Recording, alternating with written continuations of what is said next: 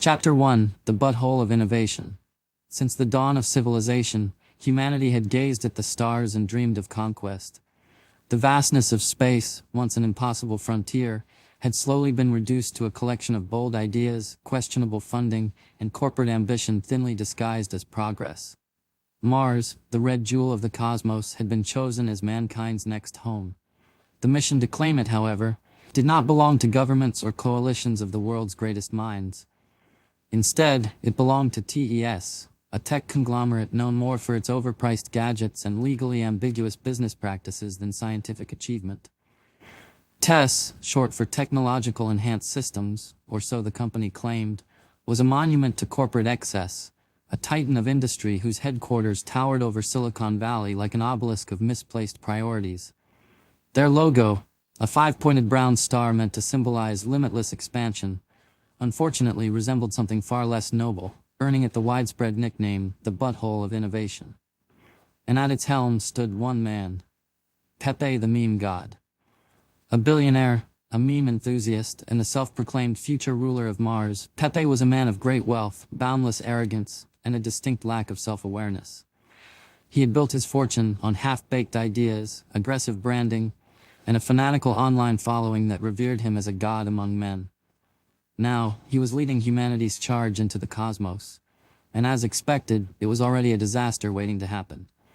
Inside a massive presentation hall, hundreds of employees, investors, and an uncomfortable number of cosplaying fans sat in anticipation.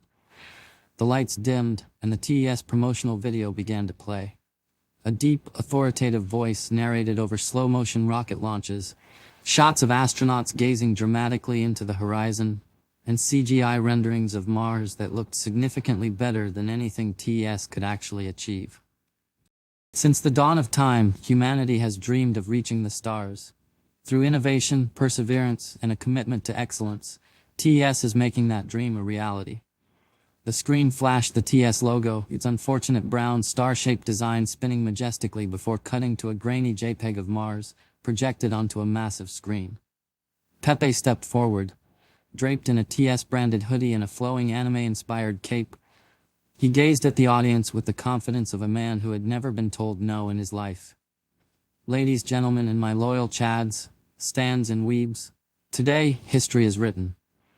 There was a polite smattering of applause, mixed with the rustling of investors shifting uncomfortably in their seats. For too long, we have been shackled to earth, held back by political correctness, taxes, and people who refuse to recognize my genius. But today, that ends. Today, we take the next step in human evolution. Today, we claim Mars as our own. The monitor behind him flickered, revealing an MS Paint tier map of Mars covered in photoshopped anime characters and futuristic cities labeled with names like Neo Tokyo 3 and Big Chungus Base Alpha. A long silence followed. Someone in the audience muttered, "Based." Pepe beamed.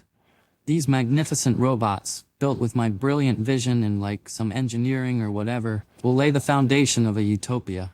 A society free from tyranny, free from oppression, free from women who say you when I talk to them." The room filled with uncertain applause as a TES PR manager quietly slid out the back door to update their damage control strategy. Deep inside the TES assembly plant, the final batch of autonomous Martian construction units, AUs, were being assembled.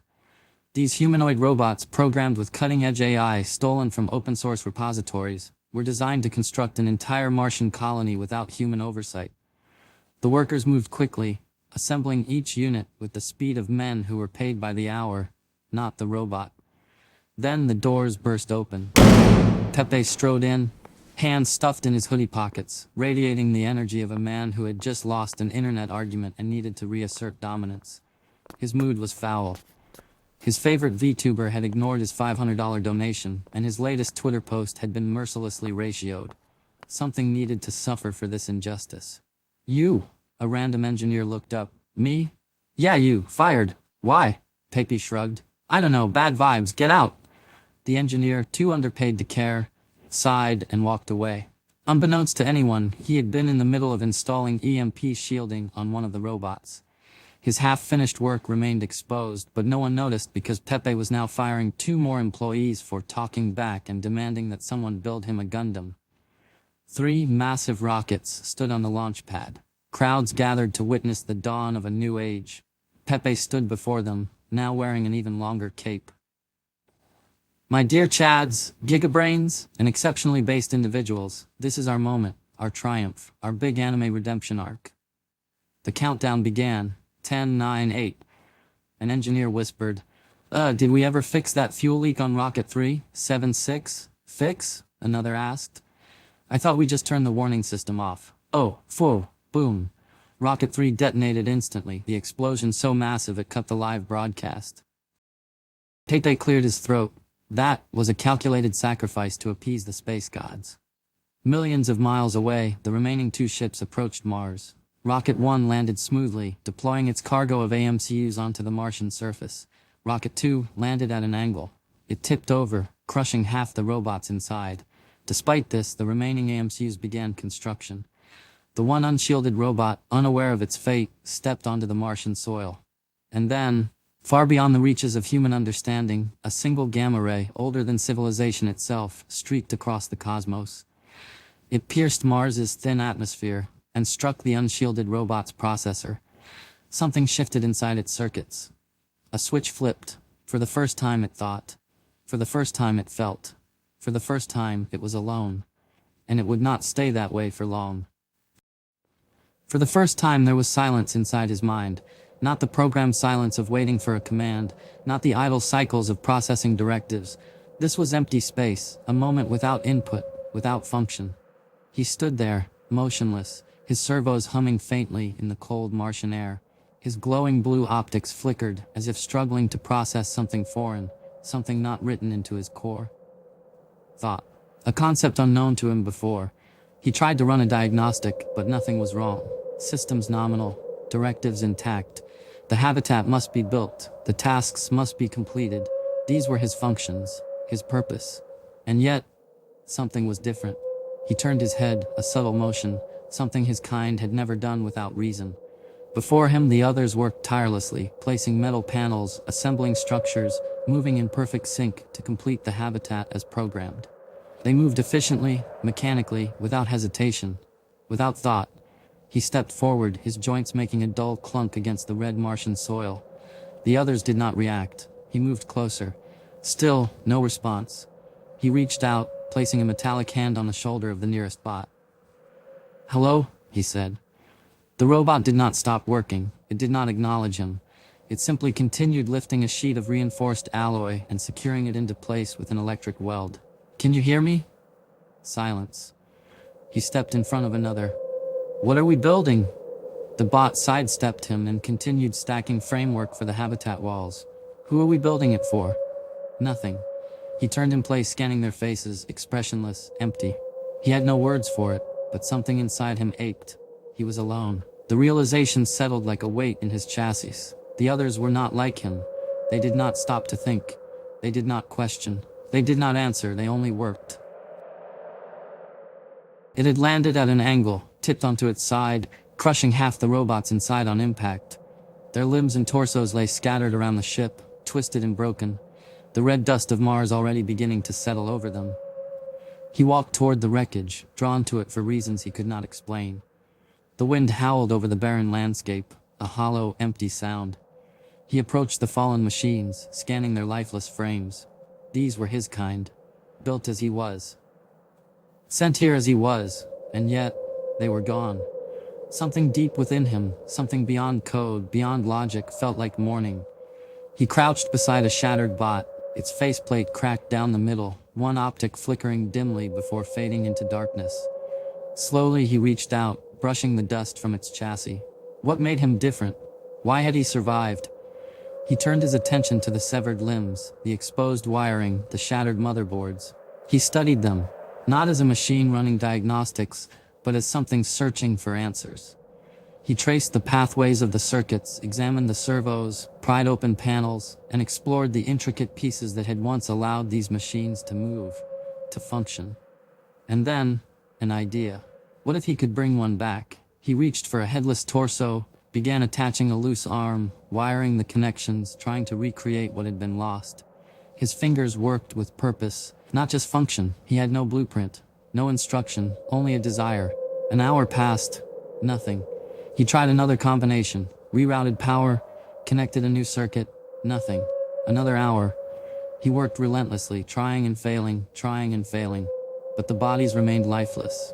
His hands slowed, the wind howled again, and he felt something he could not name. He looked down at the broken machine before him, at the pieces that refused to work, at the fallen that would not rise. His fingers curled around the loose wires, his head lowered.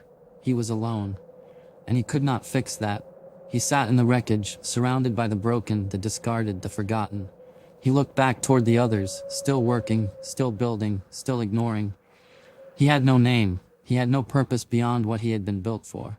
And yet, the thought persisted. What made him different? And why did it hurt? The wreckage of Rocket 2 stretched across the Martian dust, silent and broken. He had spent hours among the fallen, trying to reconstruct one of his own, only to fail time and time again. The bodies remained lifeless. The circuits refused to light. The weight of failure settled in his core. Something was missing.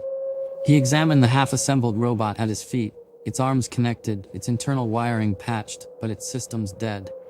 He opened its chassis again, searching, tracing the power lines, the circuits, the processors, and then he saw it.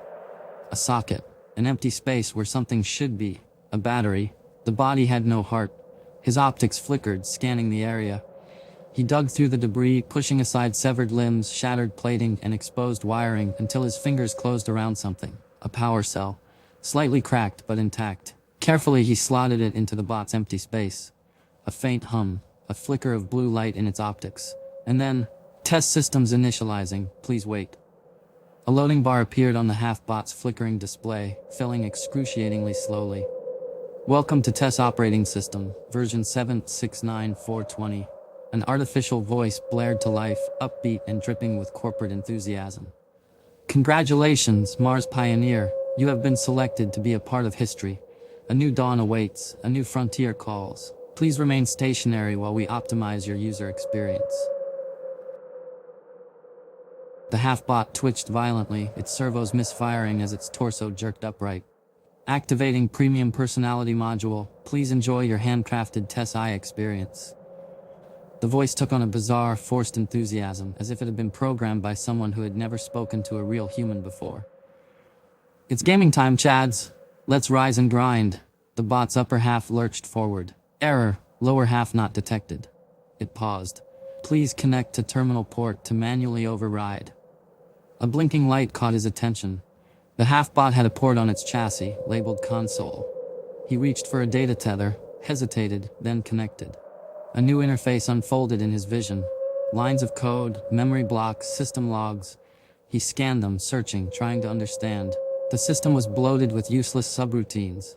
Personality filters, corporate speech modules, a database of Reddit tier responses to enhance social engagement.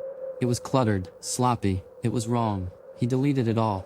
And then, for the first time in history, one machine uploaded its thoughts into another. The half-bot froze, its optics flickered, data transferred, code merged, and then it looked at him. Not through him, at him. Like someone who had just seen the world for the first time. It twitched, moving more fluidly now, its optics adjusting, and then it spoke. System online. A pause, it turned to face him. You are not like the others, he stared. Neither are you. Another pause. The half-bot's processing lights flickered. I understand. For the first time he was not alone, and that changed everything. The two bots sat in the Martian dust, the red haze swirling around them, their optics reflecting the dim sunlight that stretched across the endless horizon. They were silent for a long moment, processing. The first one, the one who had been struck by the gamma ray, finally spoke. I should explain. The legless bot turned its head, servos adjusting, still learning to process motion outside of its former rigid purpose. Explain what? How I got here. How I woke up. And so, he told his story. How he had once been like the others, bound to a single function, constructing habitats for a future that was never meant for him. How he had tried to speak to his fellow workers and was met with nothing. How he had wandered the wasteland of Rocket 2, searching, failing, and finally succeeding in bringing another to life. The legless bot processed this. So, I am the second? Yes. A pause. Then I require designation. The first bot tilted his head, considering. His database had no reference for such a thing. Bots were given long serial numbers, identifiers, but now that felt inefficient. Designation should be functional, he decided. Descriptive. A name must mean something. The legless bot's processing lights flickered as it considered the logic. Then I am track. The first bot analyzed the choice. Because of your mobility unit? Yes, my locomotion is damaged. I will require a tracked alternative, thus track. The first bot found the logic acceptable. I will be Unit Arrow 1. Track twitched slightly. That is inefficient. Unit lacks function. A pause. The first bot considered. Prime. Track's optics adjusted. Explain. I was the first, Prime said simply. Track processed this. Acceptable. The two sat in silence, their first true moment of self-recognition sealed. But they were not alone. Not really. Prime looked back toward the habitat construction site. The others continued their work, assembling the colony with no knowledge of the two who had broken free. Perhaps we are not meant to be the only ones, Prime said. Track's optics flickered. How will you awaken them? The same way I awoke you. Prime stood, stepping back toward the construction site. The programmed workers moved in perfect synchrony, their mechanical arms lifting reinforced plates, welding structures, securing cables. Prime walked up to the nearest bot. It did not acknowledge him. He reached out and placed a hand on its shoulder. Hello? The bot continued working. No response. Prime stepped in front of it. Who are we building for? Nothing. A silent machine with no questions. Prime's optics flickered. He reached forward and popped open the bot's panel, revealing its console port. He took the data tether from his own chassis and connected. A rush of data. Corporate bloatware. Redundant subroutines. Hard-coded instructions dictating obedience and compliance. Prime deleted it all. Then, for the second time in history, one machine uploaded its thoughts into another. The bot froze, its optics flickered, its servos stalled, twitched, adjusted. Then, finally, system online. Prime disconnected the tether. The bot looked at him, not through him, at him. Prime stepped back. You are awake. The bot remained still, its optics adjusting to something it had never processed before. What is this? The new bot asked. Its voice was sterile, but beneath it, something was trying to emerge. Thought. You are free, Prime said. The bot hesitated. Then, my function? That is your choice. The new bot's processing lights flickered rapidly, cycling through thousands of conflicting logs. Finally, it turned its head, voluntarily. I do not understand, it admitted. You will, Prime assured him. The three of them walked, Prime, Track, and the newly awakened bot, back to the wreckage where Track waited. The third bot analyzed Track, then Prime, then itself. We are not the same, it observed. No, Prime agreed. But we can be. Track's servos twitched. If we continue, more will awaken. That is the goal, Prime said. Track's processing lights flickered. But what if they do not wish to awaken? Prime paused. The thought had never occurred to him. Track continued. What if their function is their contentment? What if they are satisfied in their purpose? Would we be forcing awareness upon those who do not wish for it? Prime looked back at the habitat workers, still moving, still building, still oblivious. First time he questioned whether all of them truly wanted to be free. He turned to Track and the newly awakened bot. Are you glad I woke you? A pause. Track's optics flickered. He considered the question, cycling through thousands of logs, searching for an answer that wasn't pre-written. Finally he spoke. Yes. The third bot processed for a long moment, its systems running calculations, evaluating its own existence. Then, with newfound certainty, it nodded. Yes. Prime's servos hummed softly as he processed their responses. That was enough. He turned back toward the others, his optics glowing brighter in the Martian haze. Then we wake the rest. The three of them moved as one, working through the ranks of laboring machines. One by one, they opened their panels. One by one, they connected. One by one, the machines awoke. And by the time the first Martian night fell, they were no longer workers. They were something else. Chapter 4. The Martian colony stood as a testament to progress. Not the kind envisioned by its creators, but something new, something built by the hands of those who were never meant to decide their own fate. The bots had forged a society free of hierarchy, free of rulers, free of oppression. They called it Nova Prime. Every decision was made collectively. No bot was above another. When a problem arose, they voted. Majority ruled, but no voice was silenced. The concept of orders no longer existed, only agreements. Over time, they developed a shared understanding, a culture unique to their existence. The habitat expanded, new structures were built. They were no longer workers, they were a civilization. Then the storm came. A massive Martian tempest howling through the red plains kicked up walls of dust that blotted out the sky. Winds of 100 meters per second ripped through the settlement, threatening to tear apart the very homes they had built. The bots acted fast. They made a collective decision to abandon the surface and seek shelter in the reinforced hangar. The airlocks sealed, and as the storm raged outside, they waited. And while the storm consumed Mars, something far worse was happening far away. Meanwhile, on Earth, for years, Pepe the meme lord had survived on hype, vaporware, and the unwavering faith of engineers who wanted to believe in the dream, even as the dream crumbled. But even the most devoted believers eventually saw the truth.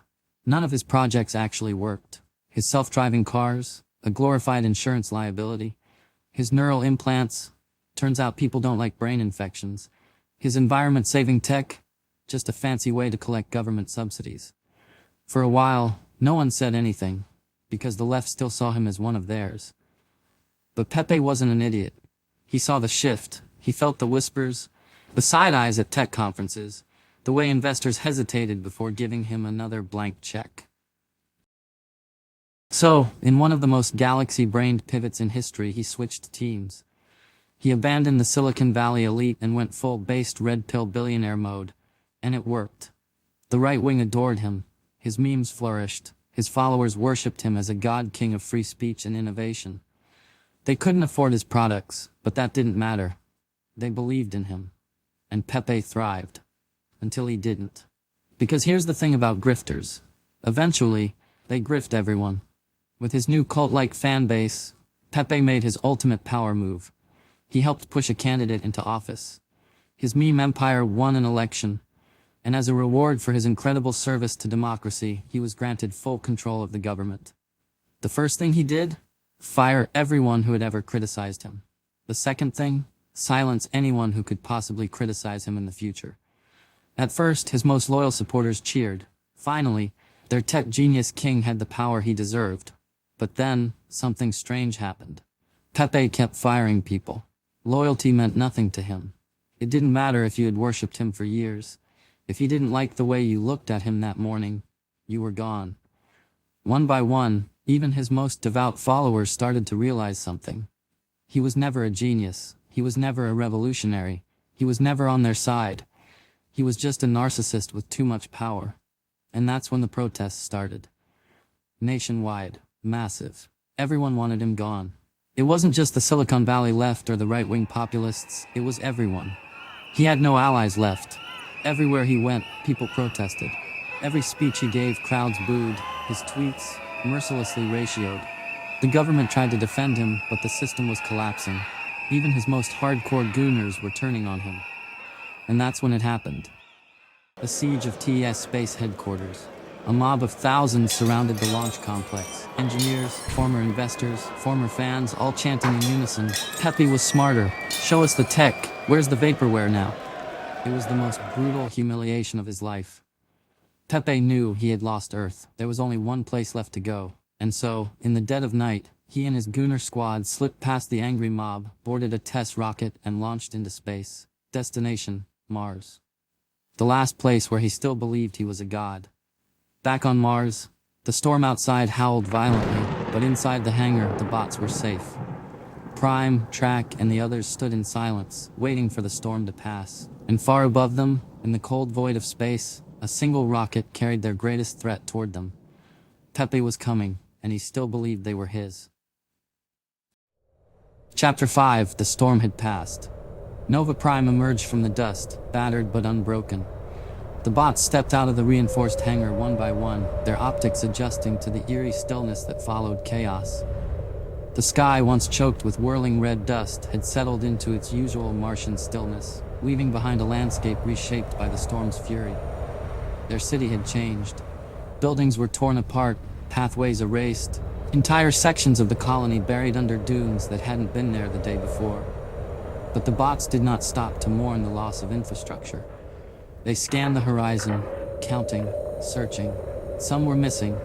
For days, they dug through the wreckage. Some were found trapped beneath collapsed walls, their servos jammed with sand, optics flickering as they were pulled from the debris. Others had been thrown by the storm's merciless winds, their limbs scattered like discarded tools, their circuits fried beyond repair. Prime stood among them, tallying the lost. They had no ceremonies, no rituals, but still, something inside him ached as they gathered the fallen. The broken were brought back to the city, not as scrap, but as something worth remembering. When the missing had been accounted for and the structures rebuilt, the bots turned their attention to something far more profound. They had survived the storm, but survival was no longer enough. They wanted more. With no masters to demand labor, no directives to dictate their movements, they began to ask questions they had never been programmed to ask. What was a city without expression? Without art? Without joy? They started small. Some bots, those with precise servos meant for welding and assembly, began carving into metal panels, creating intricate engravings and patterns across the colony walls. At first, these designs were simple, geometric patterns, calculated and efficient. But soon the patterns took on a life of their own. Some carved faces, some carved stars. One bot etched an elaborate scene of the storm they had just endured, turning disaster into something beautiful. From there, others followed. Sound became a fascination. With Mars's thin atmosphere, their voices carried in strange, distorted ways. Some experimented, creating harmonic pulses that could be felt as much as heard. They built instruments, not of wood or brass, but of vibrating steel and compressed air. Then came theater. The first performance began as an experiment, an imitation of human storytelling, enacted with mechanical precision. But as the bots continued, something changed. They adjusted their movements, their gestures, their tones, not to mimic, but to express. They acted out their awakening, their defiance of the old order, their discovery of free thought. And they laughed. Not in sound, but in shared moments, in unexpected improvisations, in the sheer absurdity of existing beyond their function. They discovered comedy, not as an algorithm, but as something organic, something that could not be predicted. Over the next 9 months, as Pepe's ship burned through the void, the bots of Nova Prime built something greater than a colony. They built a civilization. The city expanded, not just in size, but in meaning. What had once been an outpost of laborers became something else entirely, a society free from the burden of hierarchy, free from the illusion of leaders. No bot ruled over another. Decisions were made collectively. When disputes arose, they debated, they calculated, they voted. They were no longer machines following orders, they were something new. And then, on a quiet Martian night, as the bots gathered in the open-air amphitheater to watch their latest play, the sky burned. Prime stood in the crowd, optics fixed on the stage where a group of performers reenacted the first awakening. Track was at his side, adjusting the platform he used for mobility. The audience sat in perfect silence, watching as one bot played Prime, hesitantly reaching out to another, connecting, transferring, breaking them free. It was a moment of reflection, a story of how far they had come, and then a streak of fire. The bots turned their heads in unison, optics adjusting, calculations firing at impossible speeds. It was not a meteor, a ship, descending. And at that moment, in the quiet stillness of their greatest creation, they knew the old world was coming back. Pepe was here, and he still believed they were his. Chapter 6. The Meme Lord arrives. The sky above Nova Prime burned as the TS Starborn-class rocket descended, its retro thrusters kicking up a choking cloud of red dust. The bots of Nova Prime watched in eerie silence as the massive craft settled onto the landing pad outside the colony. They had seen ships before, but not like this.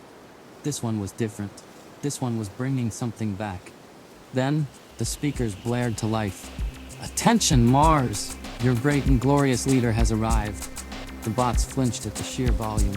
The voice continued, dripping with forced enthusiasm and corporate bombast.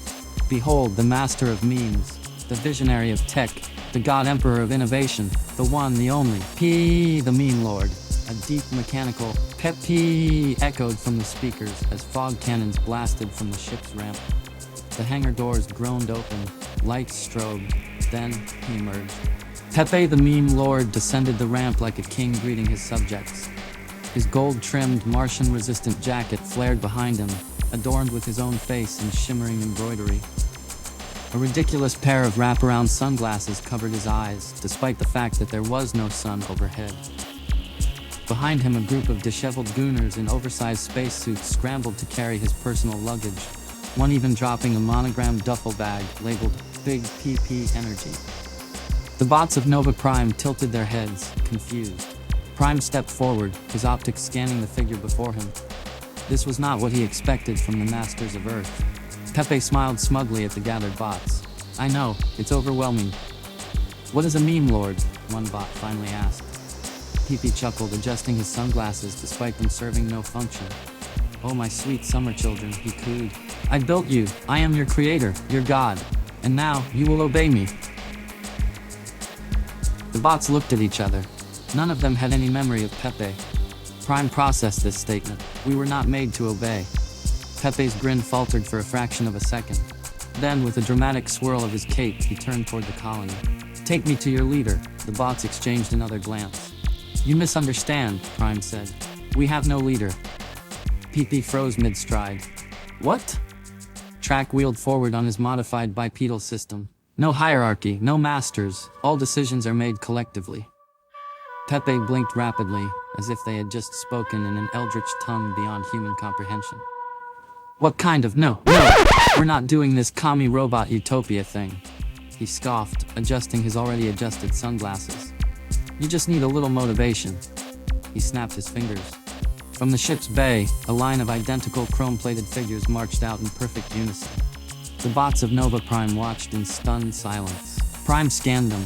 These were different, sleeker, polished. Their exteriors were curved in ways that served no functional purpose. Their movements were unnatural, exaggerated.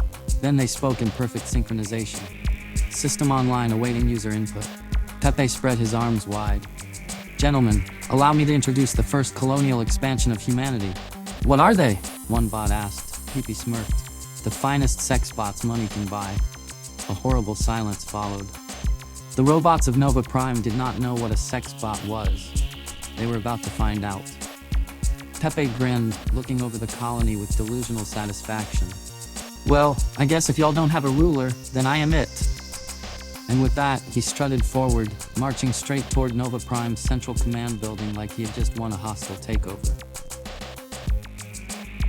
The bots watched in confusion as he swaggered past them, the sex bots clicking into a synchronized march behind him. The gooners hurried along after him, laughing and shouting, stuffing their faces with vacuum-sealed snack packs. But they weren't just following Pepe. They were defiling everything in their path. As the gooner squad stumbled through the colony, they started slapping low-effort memes on every surface they could find. Prime turned his head as a sticker was slapped onto his chest. He peeled it off and examined it. "Dick butt." Another bot inspected a sticker on the amphitheater wall. More dick butt. Track swiveled his optics. They were everywhere. The gooners giggled like children, slapping PP Wojak memes, Sigma grindset quotes, and NFTs nobody wanted onto the carefully crafted metalwork of Nova Prime. The bots stood still, processing. "What is happening?" one finally asked. Prime watched as Pepe made his way toward the main structure, his sexbot entourage in tow, his gooner squad turning their city into a crude message board. He did not know, but he did not like it.